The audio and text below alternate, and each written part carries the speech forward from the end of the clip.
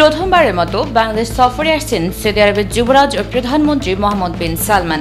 সোমবার Saudi Arab Bangladesh chamber of commerce and ইন্ডাস্ট্রির আলোচনায় তথ্যটি জানিয়েছেন পররাষ্ট্র মন্ত্রণালয়ের সচিব ডক্টর নজরুল ইসলাম। প্রধান উপদেষ্টা ডক্টর মোহাম্মদ ইউনুসও সৌদি আরব সফর করবেন বলে জানান তিনি। প্রাথমিকভাবে ইউনিক গ্রুপের সাথে যৌথ উদ্যোগে ওই দেশের উপযোগী করে 100 নার্স নেয়ার ঘোষণা দিয়েছেন সৌদি আরবের উদ্যোক্তা স্বাস্থ্য খাতের বিশেষজ্ঞ ডক্টর খালিদ মুগেম আল হারবি। নবগঠিত Saudi Arab Bangladesh chamber of commerce and ইন্ডাস্ট্রির উদ্যোগে ঢাকায় শেরাটন হোটেলে Bangladesh health care prospect in Saudi Arabian employment market শিরোনামে আলোচনা অনুষ্ঠানে চেম্বারটির সভাপতি আশরাফুল হক চৌধুরীর সভাপতিত্বে অনুষ্ঠানে প্রধান অতিথি ছিলেন পররাষ্ট্র মন্ত্রণালয়ের সচিব ডক্টর নজরুল ইসলাম। তিনি বলেন, আগামী নির্বাচনে যে দলের সরকার গঠন করুক সৌদি আরবের জন্য নীতি বদল হবে না।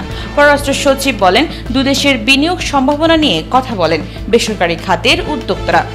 সৌদি স্বাস্থ্যসেবা বিশেষজ্ঞ অধ্যাপক ডক্টর খালিদ মুগেম আল হারবি বলেন, বিপুল জনশক্তিকে সৌদির মান অনুযায়ী নার্সিং প্রশিক্ষণ দেয়া গেলে অপার সম্ভাবনা বাংলাদেশের জন্য তৈরি হবে।